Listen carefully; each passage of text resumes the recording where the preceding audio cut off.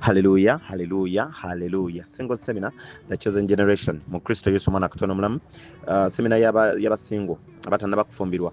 Mu Kristo Yesu njala tuduke misinde Chanzi Charles yenze nzuyo Chanzi mufumbo mukyalo omu abaana babiri myaka 4 mulokole n'ebirala ng'ebiringa ebyo. Okay, kati bibyo bitonotono by'oyinza okumanyako mu Kristo Yesu mwana katonda omulamu. Kakati tuze mu single seminar chosen generation onako olwaleero mu evening glory. Mukama akumpeera omukisa nga single otega amatu gwaliranye muno tomusunaasuna bino ebya WhatsApp soko biveeko owulirize bw'onoomala ojja kuddayo ku business zo. Okay, olugamba muloleke temwesunaasuna naatu mutereere. Okay, ne kaatu tosuna munno mubeere nga muwuliriza kigambo kyotegedde osomesa omulala otegedde ensonga eyo ebikutataganya bisazeemu mu Kristo Yesu. Katusabe. Taata tukwebaza olw'ekisa kye kingi gwe Kristo wayogera mu Bebulani y'emu olunyiriri olusooka Mukama nti edda wayogera naffe ng'oyita mu bannabbi n'olunyiriri olwokubiri n'ogamba nti naye ebiseera bino oyogedde naffe ng'oyita mu mwana ye Yesu Kristo. Ky'ekigambo kyo okuyita mu kigambo mu kamwa mu bbaluwa ezawandiikibwa mu birooto mu kwolesebwa ne mu kumanya n'okutegeera amagezi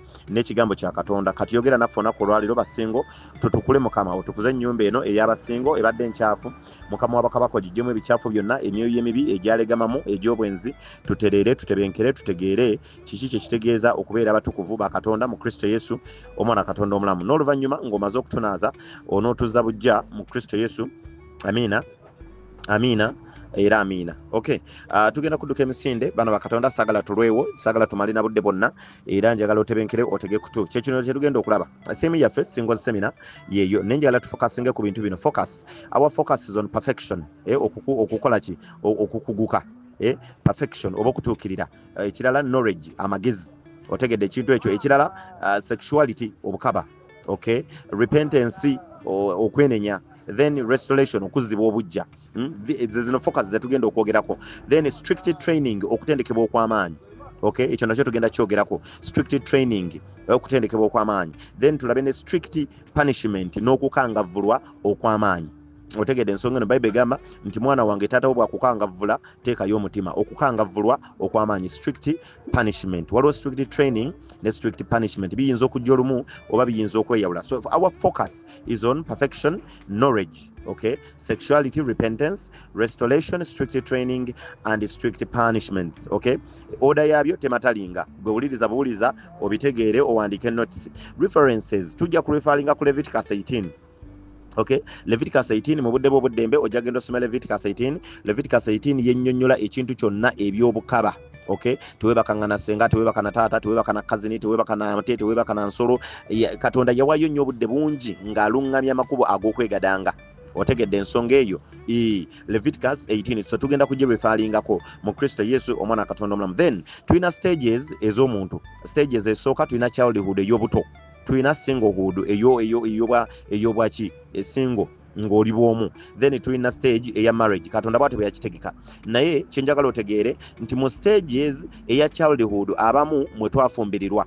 Otegedde omwana abeera muto ku 10, 15, 16, 17, 18 mu Uganda. Emyaka egy'obuto gikoma ku 17. Kitegeeza omwaka aba muto. Nenjagala ojjukire nti abamu ku ffe twatandika okwegadanga ku 14, 15, 16 abamu baturepinga tuli ba 10 abamu ba 9. Kitegeeza twatandika obufumbo, twatandika stage y'obufumbo nga tuli bato mu stage ya childhood. Nkugambye stages ziri 3. Tulina childhood, tulina singlehood ne marriage. Childhood ng'okyalabirirwa bazadde bo.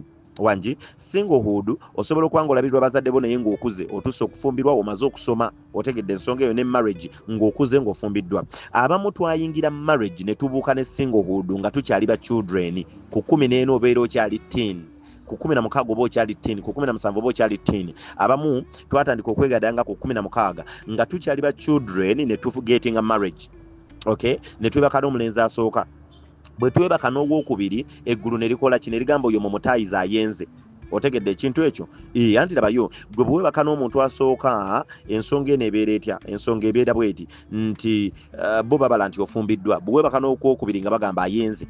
Otegedde ensonga eno? Anti Kristo atugamba nti omusajja bw'agoba mukyala we n'awasa omulala aba amwendeseza. In other words, osobola okufoosinga omuntu okwenda senga oyawukana naye omufoosinga okwenda nti agenda kwebaka n'omulala abeere ng'ayenze. Kitegeeza osobola okufoosinga omuntu okwonoona. Otegedde ensonga eno? Bw'orepinga omuntu babo bakurepinga omuntu oyo akurepinza aba akufoosinze okwonoona. era omusango guba gukutte kikukakatako okwenenya olw'okwonoona n'olw'omuntu oyo yakurepinga n'okumusonyiwa. Otegedde ensonga eyo. So maaso ga Katonda ebintu tubitegeera bulala naye ye yalayinga guidelines mu ngeri ey'enjawulo. So tugenda referringa ku Leviticus 18 oyo yenjagala oleme kumwerabira. Then tutandike ne focus yaffe. Tugambye tugenda focusinga ku perfection, knowledge, sexuality, repentance, restoration, strict training and strict punishment. Tugenda kwogera ku kutuukirira, tuwogere ku magezi, obukaba, tuwogere ku kwenenya, tuwogere ku kuzzibwa obujja, restoration ye yandisembyeyo, tuwogere ku strict training, okutendekebwa okw'amaanyi n'okukanga okw'amaanyi. Tutandise perfection. Okay, mu perfection tugenda kulaba kye tuyita okutuukirira. Okay, single naye ng'oli virgin. Wano tulinawo omukyalo omundowooza eyatuukirira ani yali Mary. Ku mulembe gwa Mary waliyo kye bayitanga ba temple prostitutes. Okay, waliyo kye bayitanga ba temple prostitutes. Era ku bamalaaya abo abeetundiranga mu ziyeekaalu Katonda kwe yagamba nabbi Koseya wanji ojjukira nabbi Koseya nga bamugamba wase malaaya bamugamba agende bamalaaya aguleyo omu amuwase amutwale waka. Okitegedde bedda bamalaaya obwamalaaya n'obwenzi bwaleetanga sente mu gavumenti era basingoozi babateekangako omusolo bamalaaya nga basasula omusolo mu gavumenti. Otegedde ensonga eyo. So mu biseera by'aba temple prostitutes abakazi basalawo okwekuuma. Maria yali omu ku bo. Otegedde. Now njagala tutandike bwe tuti duka emisinde tuli ku perfection. 2 Timothy 2:15 singles njagala owulirize. 2 Timothy 2:15 agambye bwati work hard, kola nnyo so you can present yourself to God, weetwale maaso ga Katonda and receive his approval, asobole okukkiriza. Wanji gw'olina okukola ennyo ng'okola ki nga weekuuma nnyo. Kati ono perfection twogera ndowooza ku butuukirivu na purity mbeerera. Kati gwakyali pure njagala okitegeere nti gwe mu maaso ga Katonda oli kya bbeeyi. Wanji va kufa abeeyonoonedda wanji nga tukyali ba children ku 16 ne twegadanga. Otegedde ensonga eyo abaweereza bana bayagadde bawa ku bujulizi bajja bawa ku bujulizi. Oli yagamba akalenzi kamwebakirako mu nsiko.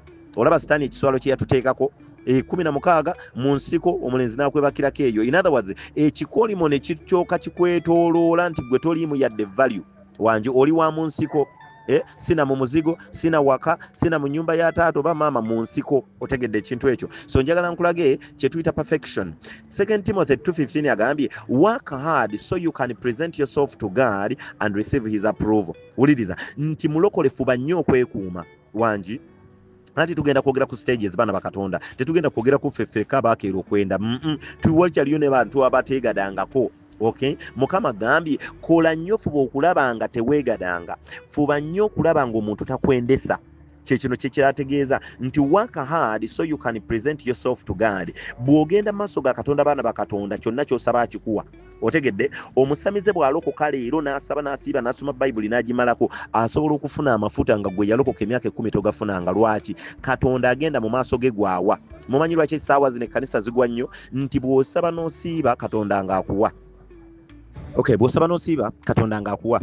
Kakati gwe bw'oba olina stages ze wabuuka n'otuuka mu kkanisa n'ofuna abantu bangi bawala balungi ne bajja n'oyenda ng'ogwa. Otegedde ensonga eno lwaki? Ye Katonda bw'aba akuwa talabiriza talingiriza. Otegedde ensonga eno ayakuwa n'osavinga oba osavinze emyaka 5 kuba ye Katonda bw'akuwa ministry obwo obuvunaanyizibwa bubwo okugikuuma. Nga bw'olaba nti Katonda bw'akuwa abaana obuvunaanyizibwa bubwo okubakuuma okufuba okulaba nga tebaba rapinga tebaba defilinga. Kati ne Katonda bwe yatuwa emibiri gyaffe buvunaanyizibwa bwaffe okugikuuma okufuba okulaba nga kinga teri akwendesa. Otegedde ensonga eyo nga teri akwendesa ate nga naawe toyenda. So mu perfection mu kutuukirira mulimu okukola ennyo okwekuuma. Otegedde ensonga eyo njagala tulabeyo perfection Katonda ki kyatusuubiramu. Matayo 5:8 Katonda kyatusuubiramu mu perfection kye kino agambye mu Matayo 5:8 nti but you are to be perfect even as your Father in heaven is perfect. Wanji kakati no bidibye byagonde bya holiness biveeko mbu therefore be holy your Father in heaven is holy. No, akugambye nti kati tuukirira nnyo nga ne kitaawo ali mu ggulu bwe yatuukirira. Otegedde ensonga eno nti tuukirira nnyo. Kati wano twogera ku stage ey'abo baana ba Katonda abo ng'okyalinawo opportunity wanji nga gwe mu bikutawaanya obukaba tebukutawaanya okwegadanga. Otegedde ensonga eyo agambye nti kati gwe tuukirira nnyo nga kitaawo ali mu ggulu naye bwe yatuukirira. Otegedde ensonga eyo. So ndowooza focus yaffeemu ndowooza ogitegedde. Kati gwe akyali gundi akyali embeerera weekuume nnyo. Otegedde ensonga eno walemena kubaawo n'omuntu n'omu akwendesa okuyita mu biki amaaso amatu emimwa otegedde byolaba emikwano gy'obeera najo obeera mu bugurupu bwonna buyina abasajja gwatayina ne batandika okukutendera ne batandika okuvuma ne batandika okutendera nga bwe binyuma obeera otyawo simanya walogibwa simanya wafiibwako embwa otegedde ensonga eyo omwala omulungi obeera otyawo nga tewegadanga simanya eddenzi gwe wenna obeera atyawo nga toyinaawo yadde n'omuntu otegedde mukama agambye fuba nnyo okulaba nga tebakwendesa therefore be perfect nti tuukirira nnyo nga ne kitaawo ali mu ggulu bwe yatuukirira otegedde ensonga eno kuba katonda bwakuwa omubiri gwe akitegeeza nti gwe olina okugulabirira buvunaanyizibwa bwo okugulabirira otegedde si ye akuwadde already kaakati gwe ayagala alabe ng'okola otegedde ensonga eno waliwo omuntu wamu ono wano eyagezaako okukikola katulabe ebyamutuukako mu Luka 1:8 for he took notice of his lowly servant girl and from now on all generations will call me blessed. Ono Mariyamu yali ayogera ng'asaba Saala nga malayika amaze omutuukirira mb'ogenda kuzaala omwana wa Katonda otegedde ekintu kino ne kagamba katya nti Katonda abaddeyo ne yeetegereza akawala kana akaddu otegedde ensonga eyo servant girl nti n'atunuulira omuwala ono omuddu in other words mu generation ng'abantu balowooza okubeera ne boyfriend ne girlfriend kya bbeeyi oli bwe yasalawo okwekuuma ne yeefuula omuddu wa Katonda nti Katonda n'akiraba nti era okuva na leero emirembe gyonna gigenda kumuyita wa mukisa so wuliriza buli kintu kyonna ky'okolera Katonda kiriko empeera okwekuuma kuliko empeera otegedde ensonga eyo n'okwegadanga kuliko ekibonerezo eky'amaanyi okukangavvula okw'amaanyi simanyi oba otegedde ensonga eyo so kyekino kyembadde njagala tutunule mu perfection nti gwakyayina opportunity ate gw'ogenda kusumululwa n'amangu weetaaga kugoba mizimu gy'abeewammwe egy'eddiini ogoba emizimu gy'abeewammwe n'endagaano z'abeewammwe obufumbo nga bujja so ate bano abaayitako mu kwegadda nga bagenda twala olugendo lunene lwaki olina okusooka okukutula endagaano zonna ze wayingiramu naye gwe atayingira mu ndagaano zonna ez'obukaba olina olugendo lutono nnyo okay weetaaga mukama kumubuuza ki ekisibye nti ewamu obufumbo babusiba nti okay naye gwe olw'okubanga toyonoonangako kigenda kukubeerera kwangu mu ddakiika 3 ojja kuba osumuluddwa ng'ofumbiddwa otegedde ensonga eyo so eyo kye tulabye mu perfection then kanjagala tulabeko ku kye tuyita knowledge okay nagambye focus zaffe ziri ku perfection number 2 is knowledge amagezi otegedde ekintu kino naawo mu magezi tugenda kutunuulira kino Numbers 14:18 amagezi gabika bingi bana bakatonda nenjagala tutunulira amagezi mu ngeri eno okay Numbers 14:18 wano waliwo amagezi amangi ge weetaaga okumanya Numbers 14 okubala 14:18 singa owuliriza gano magezi gogenda okufuna okay ebiseera bisinga tumala omwaka mulamba osabira bufumbo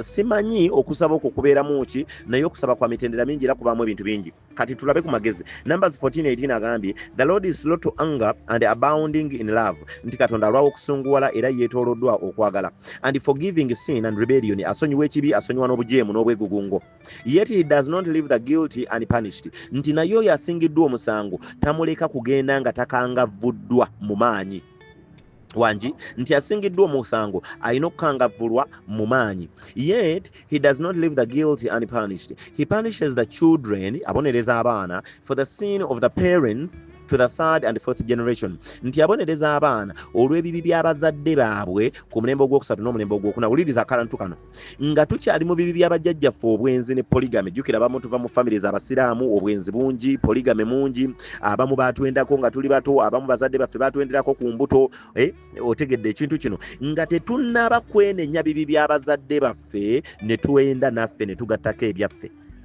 gano ge magezi genjagala otegere singo ng'osabira obufumbo bwo yensonga lwaki ababaddewo mu series eyamusumba Doreen okay eyasookera ddala baana bakatonda mwakiwulira bulungi nnyo simanyi oba mwakitegeera yagambye yattunkanga n'ebintu ate bamufumbiza omusoto omunene ate bamufumbiza babuuni ate babuuni ne zijja ne ziwoninga omusajja we nti tugenda kwavuwaza senga otwala mukazi waffe ate bamuziika mu binnya wuliriza nti ku bibi by'abazadde baffe eby'obwenzi n'emizimu n'okukwata abaana baffe ne babawaayo eri emizimu wanji ne batufumbiza emizimu nga tetunnaba kubiyenenya yadde okubirokokamu ate naffe ne twenda kati oyina emiguwa ebiri egy'okukutula oyina omuguwa gw'abazadde okugukutula ate oyina n'omuguwa gw'ogw'obwenzi so yensonga lwaki ebintu bino eby'obufumbo nga basinga oyina okumanya nti luno olugendo lunene ate lutalo lunene okay bajjajjaabo basenga abo bajja ne basiba obufumbo otegedde ensonga eno bajja ne basiba obufumbo naye nga tonnaba kwenenya yadde okugendako mu famire yammwe okwegayirira ku lw'ennyumba ya kitaawo olw'obwenzi bassenga ne beezaalamu incest twabirabye ebyo baana bakatonda nagambye tugenda ku refalinga ku Leviticus 18 otegedde ensonga eyo nti senga n'azaala mu kojja ne wabawo incest ate taata n'akwata kojja okitegedde ekintu ekyo nga tetunnaba kwenenya olw'ebibi ebyo ebyobukabe ebyaliwo ebituganya okufumbirwa ate naffe mu senior 1 ne tujja twegadanga n'abasomesa ku university ne twebaka ne lecturer otegedde ensonga eyo kati ogenda okulokoka okujja okusaba obufumbo ng'oyina mulokola ebintu ebyokusooka okukutula nga bingi otegedde ensonga eno kati gano ge magezi lwaki njiyise knowledge nti oyina okumanya ebyakusiba nti bingi kuliko ebyabazadde ate kuliko n'ebibyo wangi nti ogasse ebyabazadde ogasse n'ebibyo kati egyo emiguwa ebiri miramba okukutula ogumu oyina okuva mu bufumbo bw'emizimu bajjajja bwe bakufumbiza olwooto oyambadde gawuni tewali musajja ekirala oyina okuva mu kawuulo n'akwebakako ba boyfriend bwe weebakako oteke oyina okuva mu ndagaano zino ze wakola n'obulenzi nga tuzannya maama ne taata nti ono ye bbaawo yensonga lwaki osobola okuloota ng'olaba omwami wo ayambadde bulungi smart ayagala kutwala kalenzi ne kajja ne kamukuba kiboko ne kamugoba in other words endagaano gye wakola mu bigambo nabo n'obulenzi nga tufumba taata ne maama obutokoso yanywerera ddala kati endagaano eyo tekutukanga akavubukako kalemeseza buli mwami ajja okukuwasa ng'awuguka ng'agenda otegedde ekintu ekyo so kyekintu ekyo kyembadde njagala tutegeerere ddala mu magezi nti omusinga oyina kukola kyebyokusabira bingi oyina okuviira ddala ewaka wataate wajjajje wakkojje wassenga n'okutula ebintu ebyo bibagaana okuwasa ekirala amagezi genjagala otegerege gano mu Leviticus 18 ayogerera ddala kuki tewebakanga ne jjajjaawo tewebakanga ne ssenga ne kazini tewebakanga ne anko tewebakanga n'ensolo tewebakanga ne gundi ne muganda wa kkojja tewebakanga ne mama ne taata ebintu byonna nebirambika bulungi kakati wuliriza mu kwegadanga kuno ku university ku byalo gye tubeera mu primary mu secondary tosobola kwebakana balenzi basukka basatu n'omiisingamu omulenzi eya violating endagaano ya Katonda wangi tosobola kwebakana balenzi basukka basatu mulokole kankubulira amazima mu nsi n'obulayo okwebaka n'omulenzi nga mu famire yaabwe waliyo incest kitegeeza olw'okuba obufumbo bugatta abantu babiri ne bafuuka omu obeera mu ndagaano emu n'omulenzi oyo mu famire yaabwe waliyo incest otegedde ensonga eno kizibu nnyo okwebaka n'abantu abasukka abasatu not committing adultery mu balenzi abo bogenda okwebaka nabo mujja kubaamu omulenzi eyafunisa omuwala olubuto n'agaana okululabirira n'amuwa ssente alugjemu kitegeeza okoze endagaano n'omuntu alina omusaayi mu ngalo ze otegedde ekintu ekyo kati gano ge magezi gye tuyise knowledge nti oyina okumanya mukama n'akubikkulira ebintu bino n'obyenenyeza ddala otegedde ensonga eno kati nga tusaba obufumbo oyina okusabira mu magezi bayibuli etugamba etya mu ngero 3:19 n'olwabiri etugamba Katonda yatonda ensi n'amagezi n'atonda eggulu n'okumanya n'ateeka amazzi ku nsi n'okutegeera Katonda yakozesa ebintu bisatu byokka magezi kumanya na kutegeera knowledge wisdom and understanding so weetaagako okumanya weetaaga ku magezi weetaaga ku kutegeera mulokole simanyi oba otegedde ekintu ekyo otegedde ensonga eyo so mu knowledge kyolina omanya kikino Katonda alwawo osunguwala yes Katonda yeetooloddwa kwagala yes Katonda asonyiwa ekibi yes Katonda asonyiwa obujeemu yes naye asingiddwa omusango nti akoze eki ayenze nti akoze eki ayendedde ku lubuto akoze eki bamwenderako akoze eki yegadanze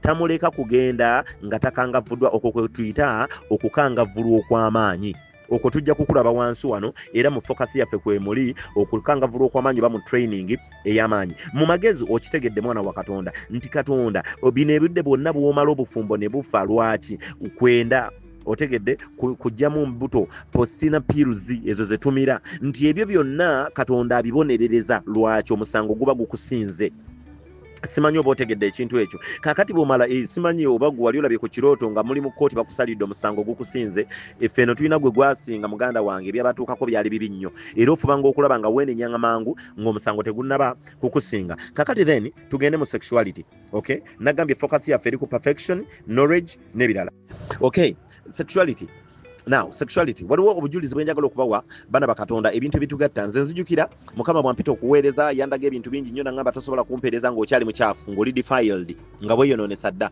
nandaga nina abakazi babiri bali mbuto omu ayomba ne munne omu banyombesa banvuma oli mwenzi olina abakazi bangi kati laba oli ali lubuto naddala ng'ali olubuto waali ali bwereere mulungi wa brown okitegeera nampita nangamba wamma jangu oli amaze okuyomba agenze ono nampita nangamba wamma jangu obulira akanaako kasamba nange mu mwoyo obeera musiru nnyo nentwala okutu nenteeka ku lubuto lw'omukazi ngenda okuwuliriza nga mazima ddala akaana kasamba tu okitegedde mu kirooto mukama nangamba kusiiba ennaku 3 okusobola okutula endagaano y'omukazi oyo ali olubuto kitegeeza mmwe kwegadanga eno gye tujja twegadangira baana bakatonda n'abalenzi kye kino kyenkugambye kizibu nnyo nakugambye okwebaka n'abalenzi basatu mwabo n'obulwamu omulenzi alina history w'okwebaka n'ensolo.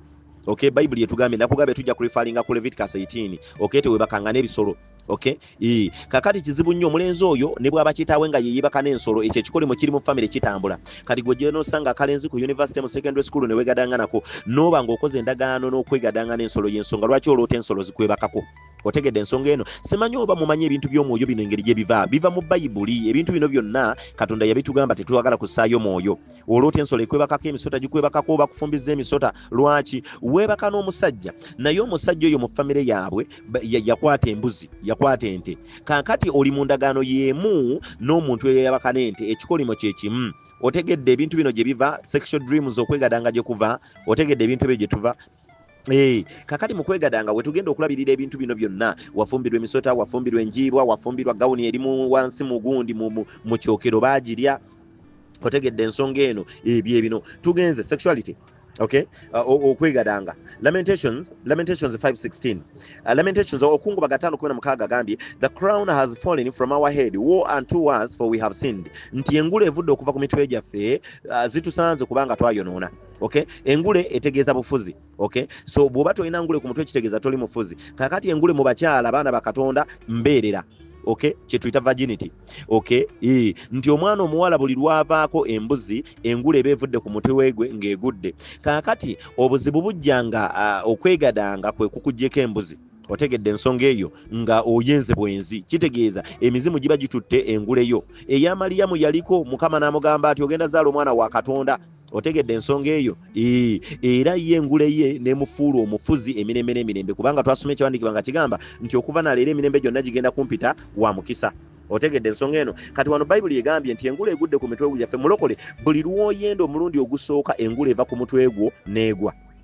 Obufundiza ne bukuvaamu nakubulira luli ne nkugamba nti nze Mukama bwampita okuweereza nandaga ekyaliwo ku myaka 24 we negadanga n'akawala twali mu senior 6 vaka kali mu senior 4 vaka ne mu senior 6 vaka. Okay, nga okwegadanga kwe twegadanga n'akawala ako kwe kwavaako amakubo gange gonna okuggalibwa. Wanji buli kubo lye natambulanga mu kirooto olwo tuli mu kusiba ennaku 13 nga ndaba baalizibikira bateekawo emiguwa ebimotoka bigudde mu kkubo nga siina gye ndaga abasirikale bakuuma nga nze nina kudda mabega abalala bagenda nze nina kudda mabega. Mukama nandaga nti omuwala gwe yasooka okwebaka naye okay yakutwalako embuzi yo ye yaggala amakubo go kitegeeza omuzimu gw'obwenzi guggala amakubo gonna.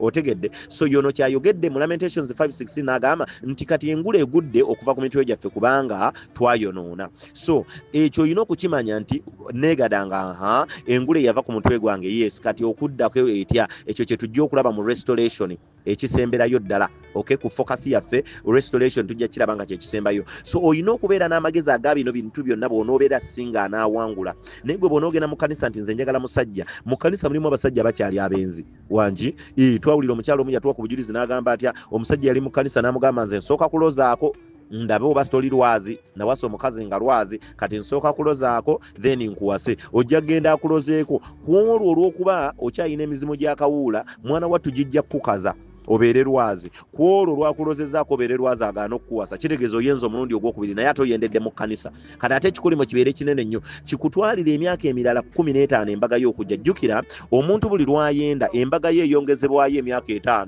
Wanji olunaku lwasooka okwenda embaga yo neeposhingibwa emyaka 10 kati boddamu okwenda nga yeeyongerayo emyaka 15 bagamba onayenze bw'oyenda n'omulala ngeri eyongezebwayo kati restoration ejjagenda okujja amazima ng'okooye.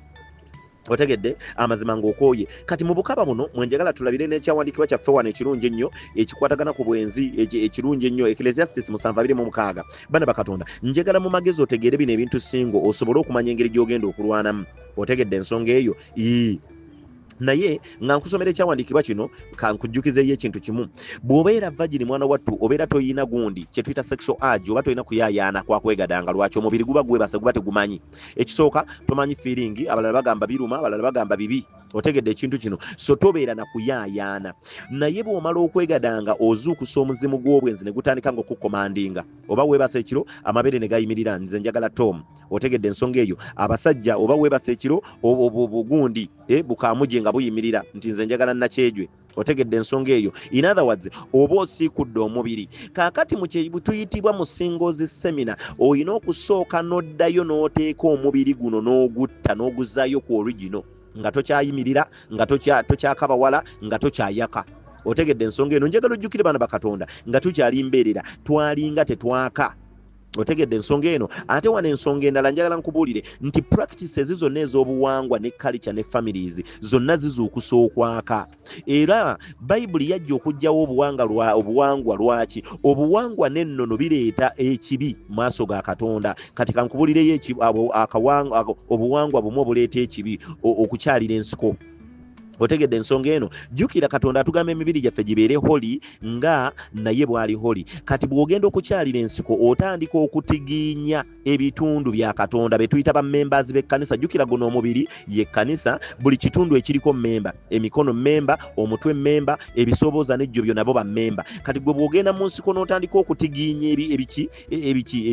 ebisobooza n'ejjo byo bammemba oba obatigiinya oba obazuukusa.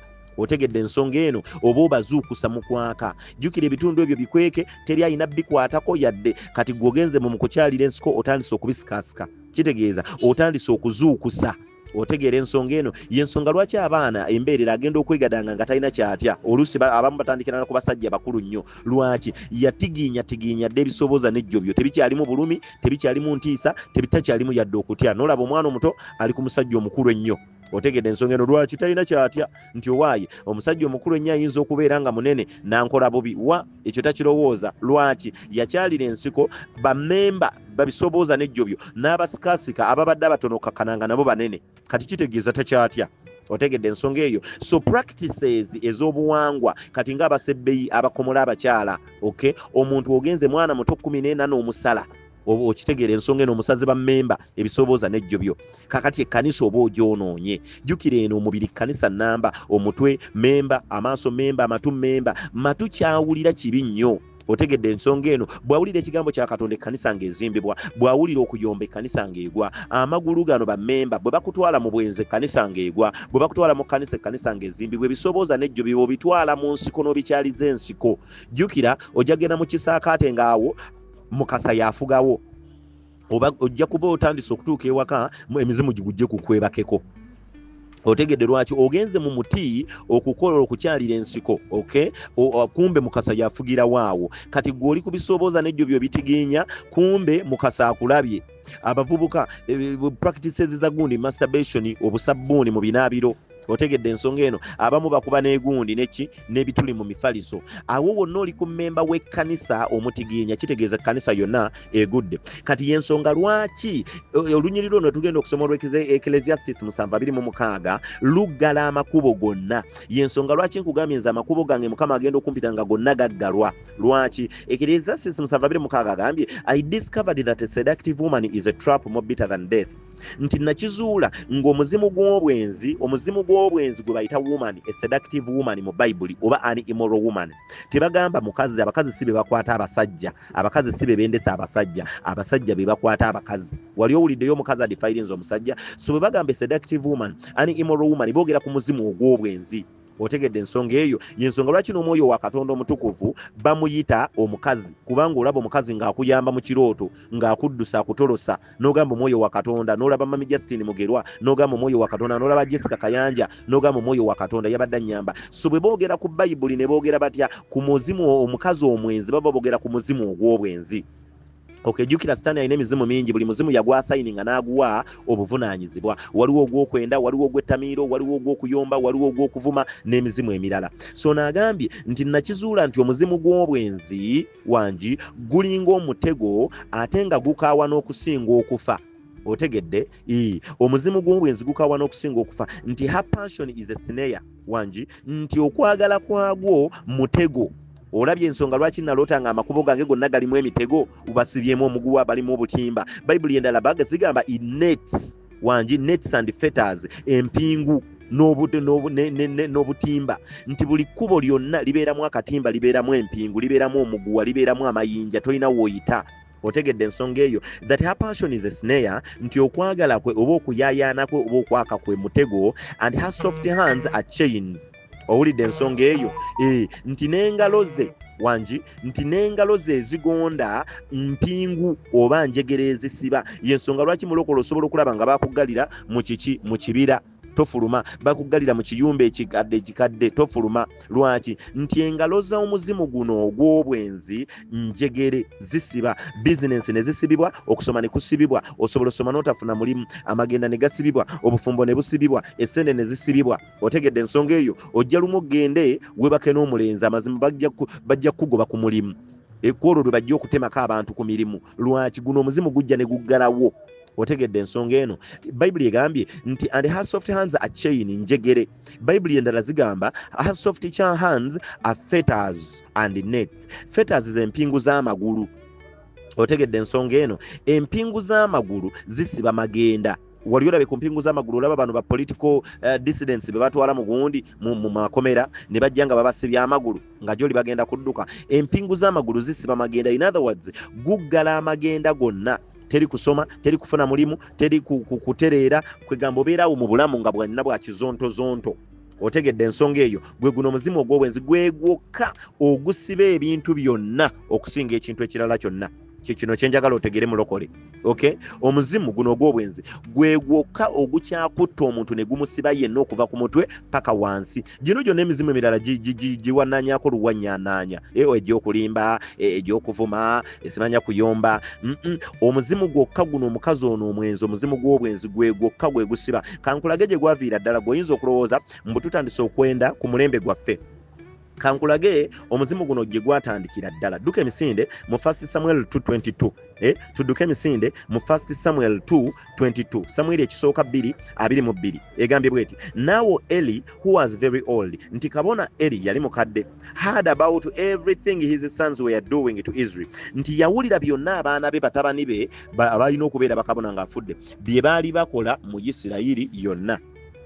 Awulidde ensonga eyo nti Eli had everything about his sons were doing to all Israel, and how they slept with the women who served at the entrance to the tent of meeting. Wuliriza nti bano abasajja bano batabani ba Eli ababiri wanji beegadanga n'abakazi abaakuumanga ku miryango gya gundi gya tabanako.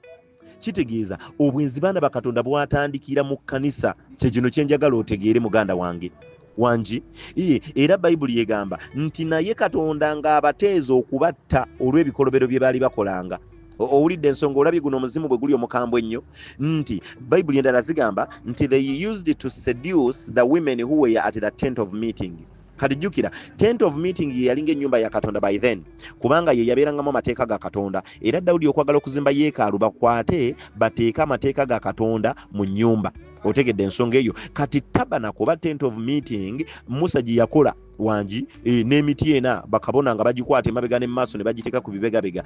Abajaaya abalinga bagikuuma kabona gye yagendanga n'awufujjira obubaani. Mwana wattu bano batabani ba Eri beebakanga n'abakazi abaakuumanga ku miryango abaayanirizanga abantu abaleeta saddaaka zaabwe. Obwenzi bwatandikiraga ne mu kkanisa. Y'ensonga lwaki n'essaawa eno muganda wange abantu ne mu kkanisa benderamu era bakimanyi kiryoka okubeera ne boyfriend ne girlfriend ne mwawukana n'ofuna omulala ate mu kkanisa. Otegedde ensonga eno? Kati olina okubeera ng'omanye ekintu ekyo. Otegedde ekintu ekyo? Olina okubeera ng'omanye ekintu ekyo. Olina okubeera ng'omanye ekintu ekyo ate mu butuufu bwakyo. Otegedde ensonga eyo mwana wa Katonda. Ekinjagadde otegeere kaakati gwe bw'obanga watandika obwenzi ku myaka 14 njagala okitegeere nti ate bano batabani ba kabona babukolerangana mu kkanisa. Kyenjagadde okulaga nti guno omuzimu mukambwe n'okusinga okufa. Ekyawandiikibwa kye kyogedde wanji. Lwaki? Nti gwo ne mu kkanisa ssebo gubeerayo tegutya. Oba otegedde ensonga eno? Kubanga ono omuntu agambye Bayibuli etugamba ebyawandiikibwa byonna byalumanganyizibwa Omwoyo Omutukuvu. Kati ani ono ayogera n'agamba I discovered that a seductive woman is a trap more bitter than death. Kitegeeza Omwoyo wa Katonda bw'aba ye yalungamya ebyawandiikibwa, kitegeeza Omwoyo wa Katonda yagenda kizuula nga mu mizimu gyonna Sitaani gye yakkanaga omuzimu gw'obwenzi mukambwe ennyo n'okusinga okufa. Kati kitegeeza Katonda bw'aba yeekengedde omuzimu guno ogw'obwenzi olina okutya ennyo mulokole era n'okitegeera. Kitegeeza mu magezi ag'omwoyo olina okumanya singo nina kukola ki okukutula endagaano zino zonna ez'omuzimu ogw'obwenzi nga tezinnakutuka mulokole. Kijja kubeera kizibu nnyo okufumbirwa kubanga bw'onoogenda nago mu bufumbo gugenda kutataaganya. Be bafumbo b'owulira balokole abayomba, abeekuba, balokole naye nga bakyakuba bakazi baabwe, balokole naye nga bakyavuma abakazi, balokole naye nga bakyavuma babba baabwe, bakyakaayana bakyayomba.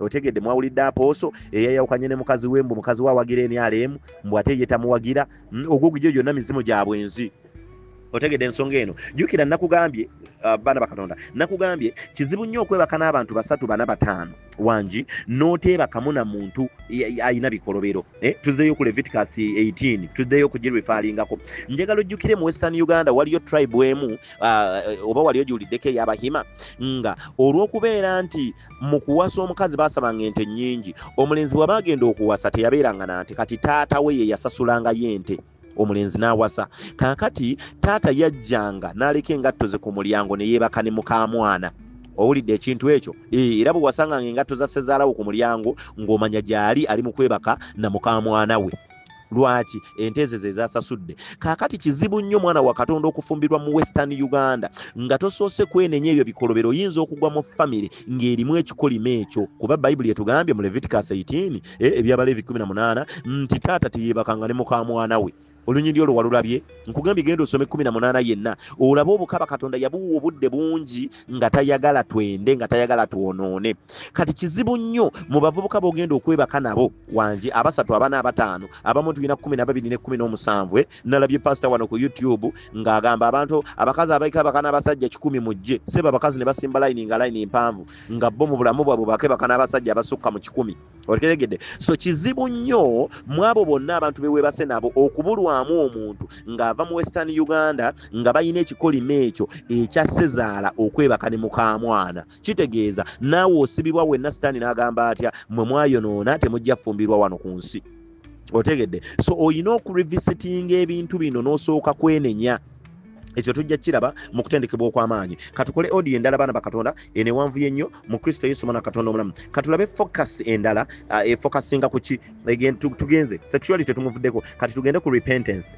tumanye singo oyina kukola ki otegedde ensonga eno esingo oyina kukola ki mu Kristo Yesu mwana Katonda omulamu okay mu Kristo Yesu omwana Katonda omulamu okwendera mu kanisa batabani ba eri tukitegedde otegedde ensonga eno batabani ba eri tukitegedde ekirala kyembadde njagala nga tetunava ku bukaba buno njagala otegeere nti waliwo okwendera mu kanisa okay waliwo abakyala ababuuza mu Musumba Jessica ekibuuzo bali ku program gye bayita marriage now omwala n'amubuuza ekibuuzo n'amugamba bali bonna nga baweereza mu kanisa n'omulenzi nga bato bonna basingo bali mu praise and worship okay naye mukama n'alaga ono omuwala ng'omulenzi ono gwe baasinza naye nga yaani ye bbaawe otegedde ensonga eno nga ye bbaawe naye kino kyatwala emyaka 7 kuba omuwala yali tamanyi kyakola yaloota ono ye bbaawe naye tamanyi nti omuntu oba olina okumusabira n'omwenenyeza n'omusiibira n'omugobako emizimu gy'obwenzi nga wayise emyaka 7 okay ng'aloota ekirooto kye kimu omulenzi yajja n'amugamba njagala kukuwasa baba bagenda okwanjula n'amugamba naye nze ninayo abaana bange 2 bagenda okubala abaana nga balina emyaka 7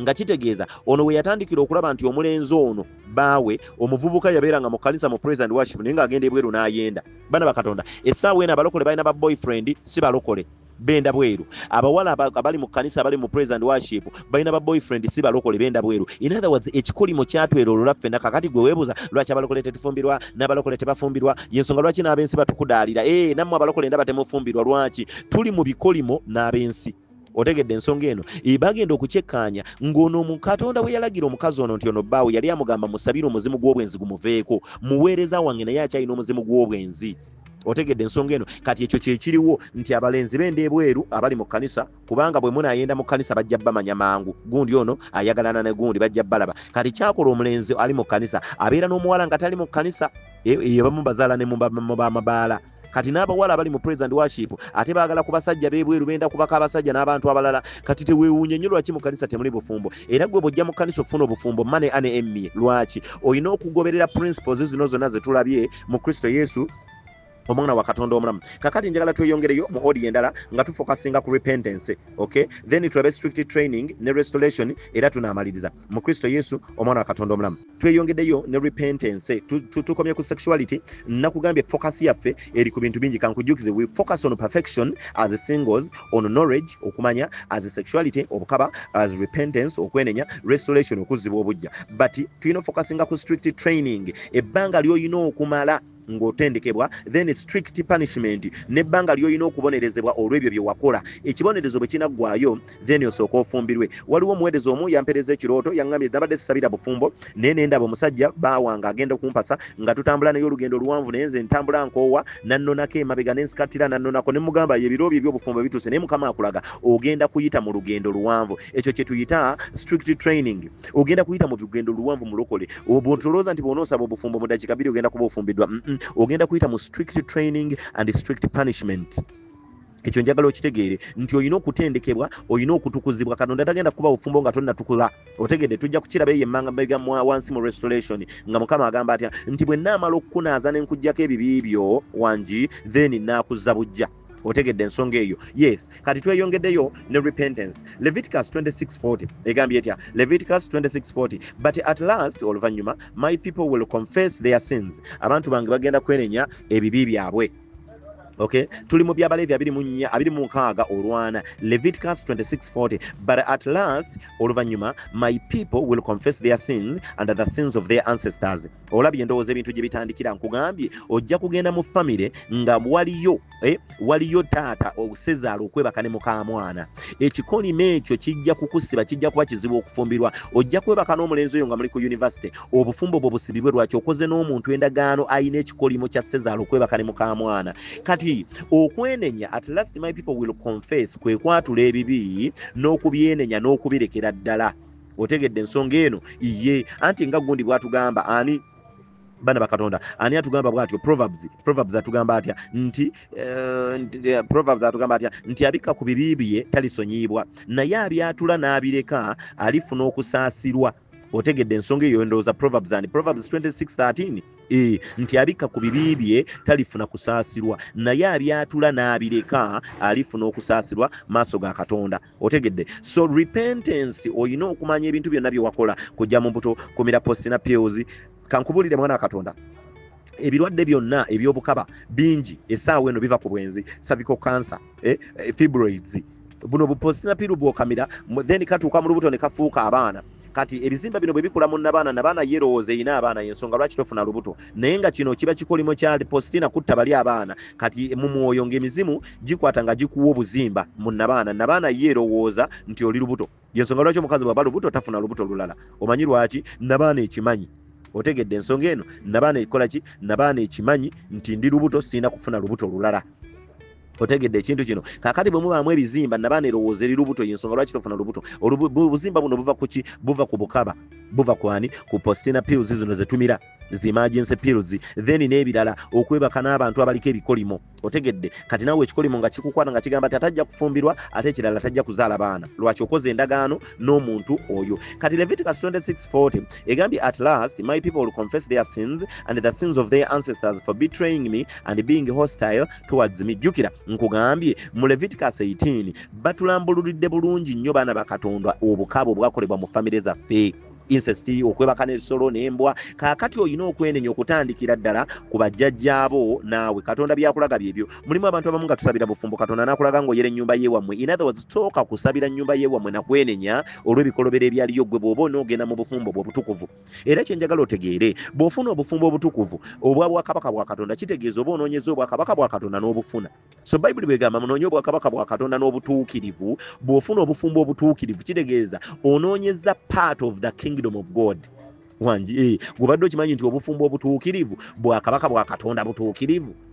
So mu kunoonya obwakabaka bwa Katonda bye bino okusabira famire, okwenenya. Otegedde ensonga eyo okusaba, okusiiba, obwo bwonna bwakabaka bwa Katonda. Ndowooza kati okitegedde bulungi nnyo gwabadde atannaba kukitegeera n'ebintu ebirala ebiringa ebyo nti abantu bange bagenda kwenenya ebibi byabwe n'ebyabajjajjaabwe. Otegedde ensonga eyo. Labayo Leviticus 26:41 egambye when I have turned their hostility back on them and brought them to the land of their enemies, nti ne mbatwala mu nsi y'abalabe baabwe. Obugumba obutafumbirwa, obwasinga olubeerera, emisoto kwebakako, ento kwebakako. Otegedde twalina munnaffe nga tuli mu fellowship ng'akola mu bank bana bakatonda ne tutandika okusabira obufumbe bwe bwali buyuya bawali bulaaya akola PhD ate tayagala kumuwuliza tayagala kumuddamu obufumbo nga buyuya ne tutandika okusaba Mukama n'amubikkulira nga senga wamufumbiza omusota nga yambadde bulungi nnyo gawuni naye nga n'omusota bagwambaza white nga gwe gubbagwe gwe gumuwasa ne tusaba bwe twatandika okusaba mwana wa Katonda banka ne mutabukira ne batandika omukwasa ekisumuluzo nga yasembayo okuggalawo banka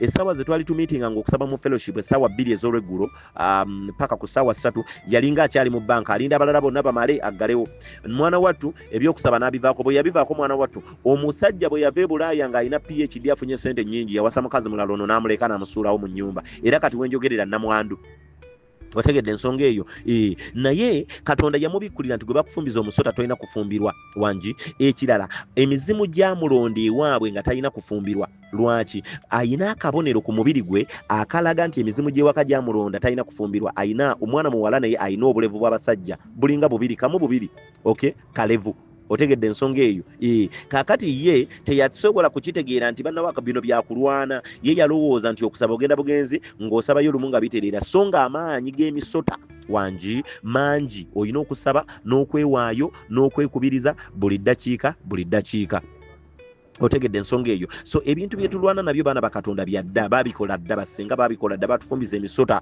so mu kwenenya kuno mwosabira basenga abakojja abamaama ne wenenya olw'obwenzi bwa maama ne taata ne kojja okwebaka ne senga ne wenenya ebintu ebyo byonna wano bayibuli kyekoze kikyegambye nti when I took them to the land of their enemies ne mbatwala mu butafumbirwa wangi emisota ne gitusiba nga tetunafumbirwa lwaki kubanga bajjajjaffe bajeemera amateeka ga Katonda kati Lamentations 5:7 negamba our ancestors sinned wangi okukungubaga 5:7 nti bajjajjaffe bwe bayonoona but they have died n'okufa ne bafa wangi and we are suffering the punishments they deserved nti ate kati ffe ne tukola ki ne tubonaabona ebibonerezo bye baagwanira byagwa ku ffe otegedde ensonga eno kitegeeza bw'oba obonaabona ebibonerezo ebyabajjajjaabo tosobola kutandika kusama na kwenenya ng'otandikidde ku ggwe oyina kutandikira bujjajja na kumanya biki ebiriyo then Katonda n'akukutula ku layini eyo n'akugatta ku layini endala eyaani eya Dawudi eya Yesu eya Ibulayimu eya Yakobo otegedde ensonga eyo n'akujja bw'osabira bajjajjaabo n'obeenenyeza Katonda ng'akukutulayo ng'akugatta ku layini endala wuliriza olunyiri olw'omunaana Lamentations 5 olunyiri olw'omunaana lugambye slaves have now become our masters wangi nti kakati abaddu slaves abaddu kati ate be bakama baffe wangi there is no one left to rescue us nti kakati abaddu ate be bakama baffe teri muntu yenna asigaddeyo kutuyamba wangi teri muntu yenna asigaddeyo kutuyamba otegedde ensonga eno nti ebikolobero bino bye lwakolwa Katonda okuba yali already yawandiika dde ekigambo kye ng'era yasetinga amateeka ge okuva ku luberyeberye otegedde ekintu kino Katonda bw'aba yasetinga amateeka ge okuva ku luberyeberye tewebakanga ne jjajjaawo tewebaka ne muka mwana wo tewebaka ne ssenga n'ente tewebaka ne muka mwana wo okitegedde bajjajjaffe bwe babijeemera Katonda n'akola atya n'afuula abaddu bakama baffe in other words ebikolimo byonna ne bitujjira kati gwe oli mu kkanisa tomanyi lwaki tofumbirwa Mukama agambye wenenye ku lw'abasenga abo ne bajjajjaabo gw'ogaanye ogambye otya nze ntula butuuzi Yesu ng'akola otegedde ekintu kino naawe katudduke emisinde tusobole okumaliriza ennyo amangu gano baana bakatonda tugende ku strict training okutendekebwa okw'amaanyi oba okukangavvulwa okw'amaanyi wangi strict training okutendekebwa okw'amaanyi rabayo tugambye buli muzannyi tulikwani abakolinse ekisooka 9:25 nti wano ng'oyita mu bwasingo ng'ogenda okufumbirwa ng'oyagala okwekutulako byonna okwenenya byonna ogenda kuyita mu kutendekebwa okw'amaanyi n'okukangavvulwa okw'amaanyi kw'oyiseemu obufumbo okufa obaami okukulekawo okitegeera ebyo byonna bintu bya famire bya kika okay so eno gye tuyita strict training okutendekebwa okw'amaanyi omulokolo olina okubeera n'amaanyi n'embavu n'ogamba otya ennaku ana nja zisiiba muwulidde baana bakatonda abafumbo ne bamulaga nga gawuni eri wansi mu kiswa nayingira mu kusiiba ennaku 40 ne bamulaga nga ate bali mu kisepiki kyewaka babafumba ate nayingira mu kusiiba ennaku 4 so within strict training we wabeera ebyo byonna okusaba okusiiba okwegayirira okwenenya okubuulira enjiri okushayalinga ne famire yo abamu tubeera eno twagala kufumbirwa ffekka mbwe okufumbirwa famire yange eraga ekitiibwa Katonda tagenda kulaba kitiibwa mbwe olw'okuba ofumbiddwa otegere n'abasamize bafumbirwa wangi mama fino manyi abasajja be yakawasa gwawasa yafa embaga bazikolanga Katonda ekitiibwa kyabamu tukaaba Mukama nfumbirweko ekitiibwa kyo kirage waffe Katonda obufumbo butebwina bungeri gye bugenda kulaba mu kitiibwa kye kubanga abantu olwera abantu bafumbirwa bangi babalaba wangi mu strict training ekitiibwa kya Katonda makigenda okulabikisibwa lwaki ogenda sabira famire yammwe ogenda kubeenenyeza batandika okulokoka in other words ne ku mbaga yo be bagenda contributinga sente nyingi kati gwe bino byegala mbokole embaga bakutye tebagenda kutya otegedde ensonga eno bagenda gamba nessenga bwe yafumbirwa ne n'avaayo ekirala bagenda kwongera kukuloga ate amazima ojja lwana n'omwami wooveeyo nzijukira omuweereza omu ow'emutundwe yaleeta omukozi ewaka omukozi kumbe n'amuloga omukozi bw'atandika okumuloga ne batandika okuyomba n'omwami ne batandika okwekyawa agenda okukijjukira ng'akendeza ku maanyi okusaba takyagenda ku lusozi bana bakatonda nga kahawusi galo kagenda mubbako omusajja naye nga muweereza w'emutundwe otegedde ensonga eno yali omu ku abo abayimba boolabaawo ye yatuwa ku bujulizi so bana bakatonda obufumbo gwe bw'ofumbirwa nga tosoose kuyita mu strict training okutendekebwa okw'amaanyi tebirina kye bigenda kukola yadde okuyamba n'akatono mu Kristo Yesu omwana Katonda omulamu Abakolinso 9 ekisooka Abakolinso ekisooka 9:25 Abakolinso ekisooka 9:25 tuli kutendekebwa okw'amaanyi buli muzannyi yeetaba mu mpaka ateeka okufuna okutendekebwa okw'amaanyi nga yeefuga mu bintu byonna weetabye mu mpaka z'obwasingo oyagala okufumbirwa oyina okutendekebwa okw'amaanyi oyina okufuna okutendekebwa okw'amaanyi sinakindi Katonda akuwa obufumbo ne babukubba kubanja obufumbo bwakubwa simanyi oba mmwe muli kutulwa ku bujulizi waliwo omukwano gwange ennyo yajja n'ambuulirako ebintu bye bwe byali sijja kumwatula linnya ye bw'anaayagala n'abawa ku bujulizi yali mufumbo naye obwavu ne bumuluma n'asalawo yeegendere Saudi Arabia okkola essente omwami n'amuleka yagenda okukomawo nga mu nnyumba ye omwami mwe yawasiza n'ebintu bye yayina omukyalo oli bye yatwala ng'ate yazaala n'abalongo kati nga talina wamugobawo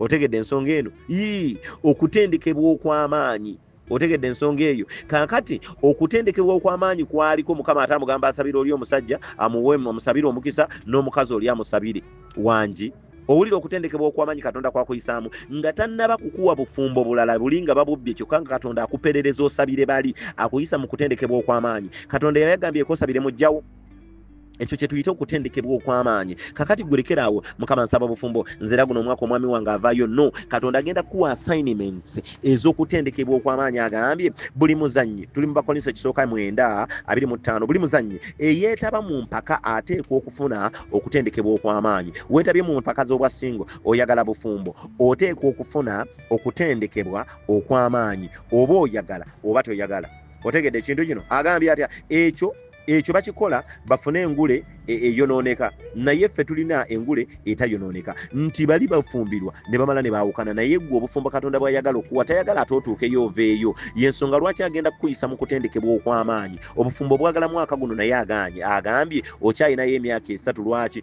oli munafu mu kuzuukuka okusaba oli munafu mu kusoma Bayibuli oli munafu mu kusiiba kati ayagala gino emyaka 3 gikuggweremu nti omwami ne bw'anaakuwanga omwami munafu gojja omuwanirira wangi ekyo badde okimanyi nti Katonda yanteekawo okubeera omulwanyi eri famire bana bakatonda eya mukyala wange kubanga neetalanga nnyo ekiro mu kirooto nga ndaba ndi mu kayumba ka Sezaala baana bakatonda nga nina bye nnoonya naye ngenda okulaba nga nsanzeyo ekyambalo ky'abamagye nga kituuka nze nzekka nenkikwata nenkyambala otegedde ensonga eyo omukyala ne mumugamba mbikulira ku Zakaliya tamanyi Zakaliya waali ajja kubuuza Zakaliya bye biki otegedde kakati Katonda agenda okukuwa omuntu oba agenda okukulondayo mulokole oba okukuwa obufumbo ng'ayagala omuyambeko mu famire emu kubanga famire zizikirira ziggwawo sitaani aziwamba kati Katonda ayagala okukozesa omulokole anywedde y'ensonga lwaki agenda kuyisa mu kutendekebwa okw'amaanyi obufumbo bwagala mwaka guno naye togenda bufuna mwaka guno mulokole olina okuyita mu kutendekebwa okw'amaanyi mu Kristo Yesu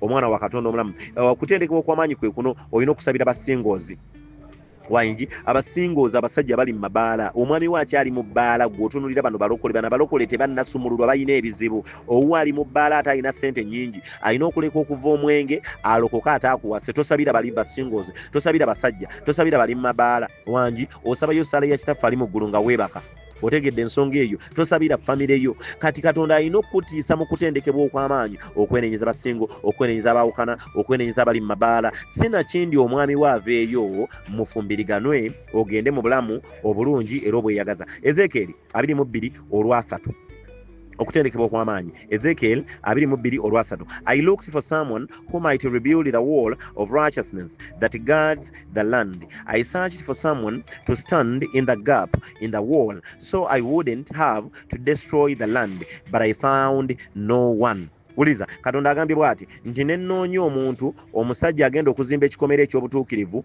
okwetooloola ensi kikuume ettaka kikuume famire wanji nennoonya omuntu agenda oyimirira mu kituli wanji nneme okusaanyaawo ensi eyo naye nessiraba. Kaakati okutendekebwa okw'amaanyi kwe kuno ebyo byonna ogenda bikola weegayirire ku lw'abantu, oyimirewo ku lwa families, oyimirewo ku lwa singo, oyimirewo ku lw'abaawukana, oyimirewo ku lw'abadivorcinga, oyimirewo ku lw'abatamiivu. Ezo zonna strict training, kutendekebwa kw'amaanyi. Mulokole kye njagala otegeere, simanyi oba otegedde ebintu bino. Singo njagala otegeere oba singo sikeera nkya kusaba ng'ofumbirwa ng'ogenda. Oyina okuyita mu kutendekebwa okw'amaanyi. Jjukira endagaano nnyingi, enjegere nnyingi ezatusiba. Ku senior 1 wayina mulala, senior 2 wayina mulala, P7 wayina mulala. Ezo zonna njegere bakukaayanira mu mwoyo. Buli lw'oba ogenda ofumbirwa nga bajja nga bamukuba ng'avaawo, buli akuproposingako ng'avaawo, abakuyiye bangi. Lwaki? Giri emizimu endagaano ze wakola nazo senior 1 P7 senior 2 ate balekikyalo olwa makisi nabo webase nabo, abo bonna enjegere ezo zigenda kusika zikugaane. Kati mu seniors training mu kutendekebwa okw'amaanyi ezo zonna woogenda okukutulira enjegere ezo wanji kigenda twalayo ewiiki oba omwezi oba gumu oba ebiri oba esatu. So yambala amaanyi mu Kristo Yesu omwana wa Katonda omulamu. Now strict punishments tuzirabye baana ba Katonda. Tufiiriddwa obufumbo, tufiiriddwa essente, tufiiriddwa okusoma, enguudo zonna nzigale, opportunities zonna nzigale. Ezo zonna ze strict punishments ezaava ku bwenzi. Nakugambye buli luguudo lwonna lw'okwata nga lulimu emitayimbwa, lulimu enjegere, ebimotoka bigwa mu kkubo, mulimu amayinja, mulimu abasirikale wanji emirimu gyonna gifa buli kyokwatako. Ebyo byonna strict punishment, okukangavvulwa okw'amaanyi. Olwaki? Olw'endagaano ze twakola n'omuzimu ogw'obwenzi. So strict training oluusi etambulirwamu ne strict punishment. Ebiseera ebisinga strict punishment yesooka kuba olunaku lw'oluyenze baana ba Katonda ebintu lwe bitandika okufa. Kitegeeza otandikirawo serving ekibonerezo. So ogenda okuyita mu strict training okutuuka ku restoration.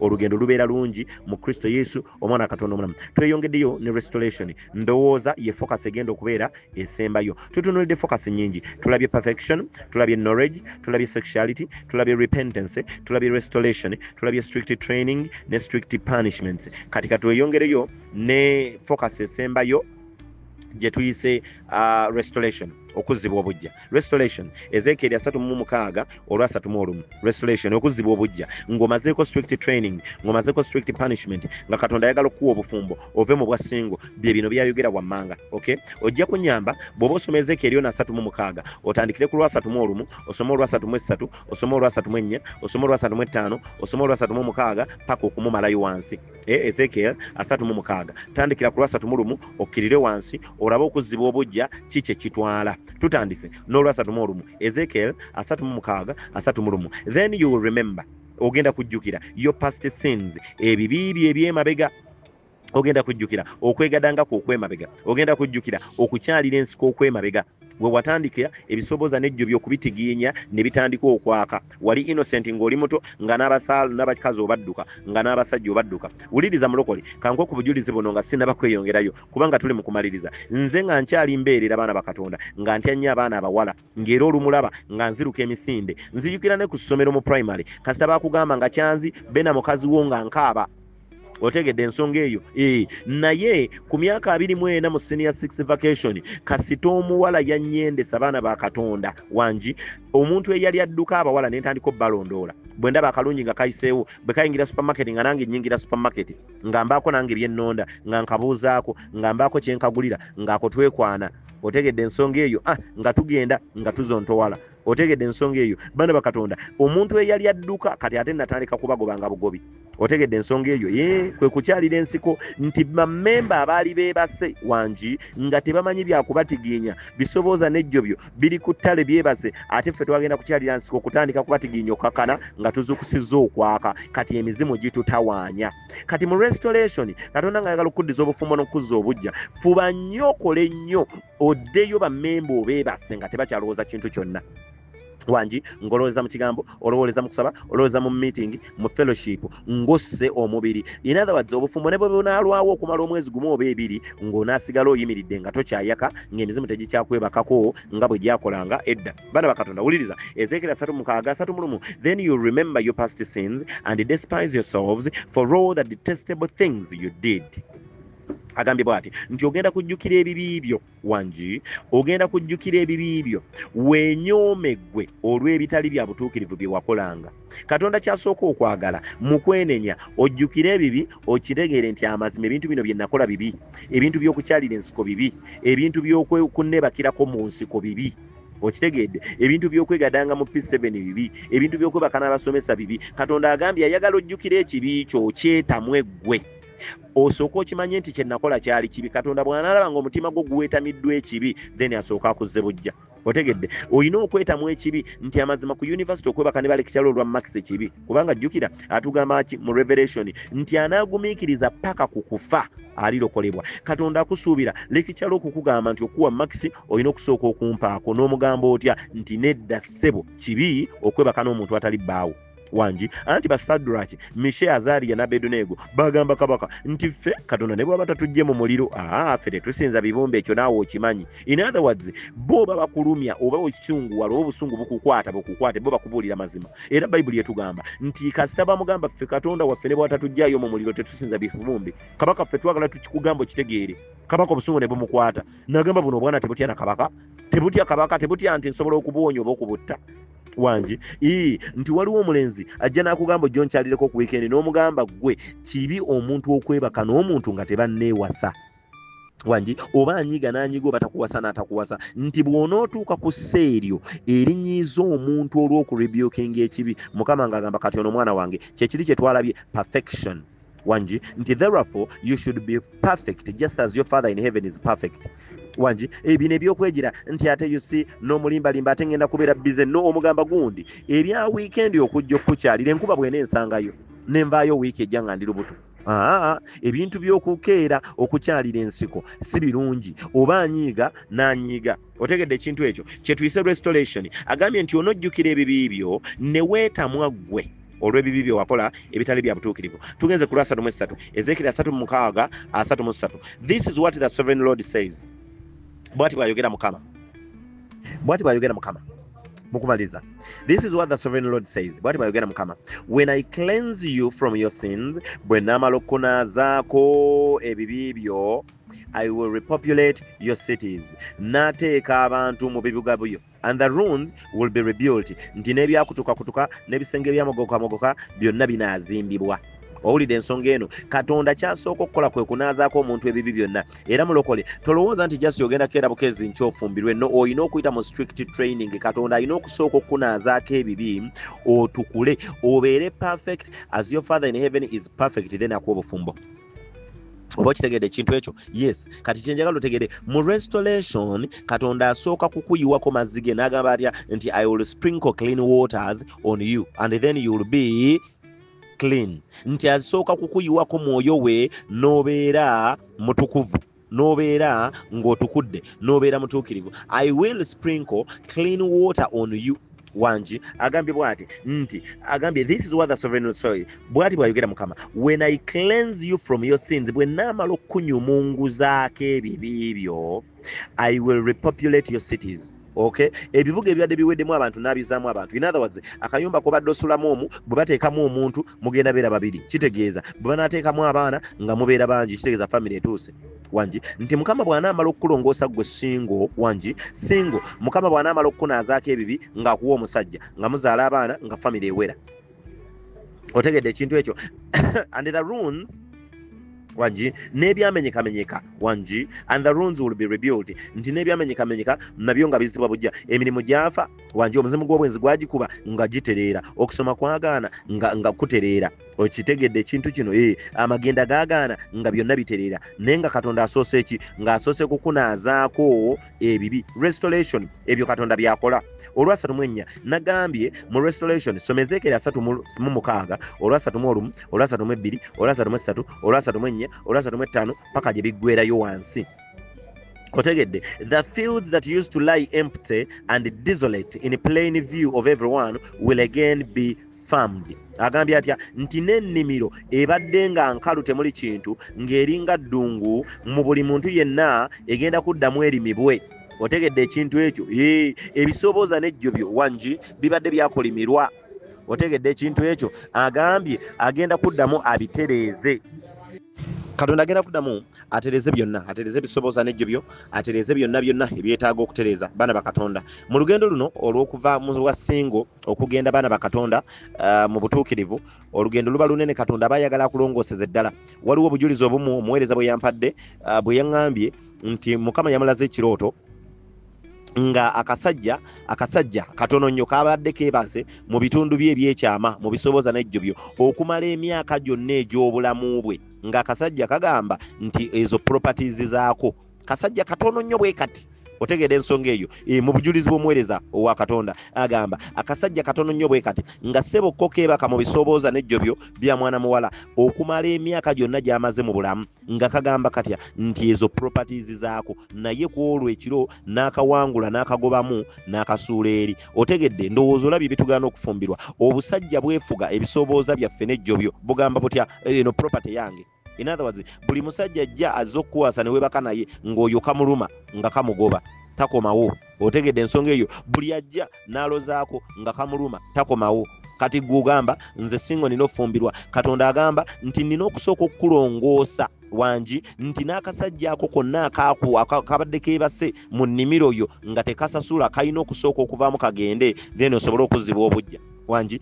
Era mu bujulizi bwe bumu naŋŋamba atya nti yalabye ng'omusawo amujjanjaba ebizimba nga byamera ku bisobooza n'ejjobyo wangi. Ebizimbo bimanyi, ebizimba entunuka ng'ali mu kubirongoosa, omusawo abikolako sajjale alongoosa kimu ku kimu. Kati gwe bwe weetunuulira olaba oli oke, omubiri mulungi, omubiri muzungu, mungunyirira, era tolina nandwadde zonna yadde ez'obukaba, tolina UTIs, tolina yadde, naye mu mwoyo oyina ebizimba ku bisobooza n'ejjobyo.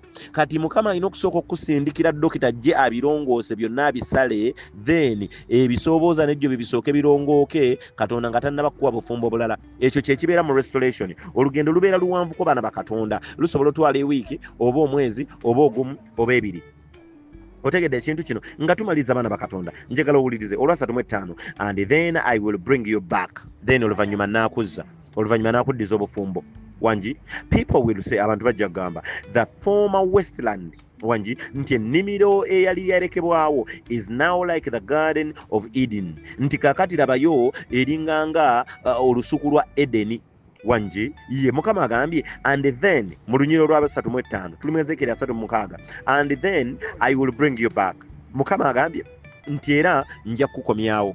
And people will say, abantu bagambe, this former wasteland, nti ono namwandu eyasuulibwawo, ono singa eyalekebwawo wangi, is now like the garden of Eden, kati ate alinga ng'ennimiro ey'omu Eden. The abandoned and ruined cities, ono eyalekebwawo, eyasuulibwawo, eyayiibwa, now have strong walls and filled with people, nti kati alina ebisenge by'amaanyi, alina n'obufumbo bw'amaanyi, n'omusajja mugagga, era wangi ajjudde abantu, anti ng'otandise okuzaala, famire ng'ekula, famire nga yeeyongera, famire ng'ekulaakulana. Tunaayogera ki ku ebyo? Kristo bw'abeera ku ludda lwaffe, omulabe waffe y'ani? Kristo tukwebaza olw'ekisa kye kingi, kubanga oli mulungi, kubanga oli w'amaanyi, kubanga ojjudde ekitiibwa n'ettendo. Obadde mu semina zaffe, Mukama okutulabirira, okutugayidinga, okutubeererawo, okutwagala mu Kristo Yesu omwana Katonda omulamu. Mu semina zaffe ez'olwaleero ogulumizibwe nnyo, osinzibwe nnyo, obw'ekitiibwa n'ettendo, kubanga otusomesezza Mukama wa bakabaka basingoozi bye tulina okumanya,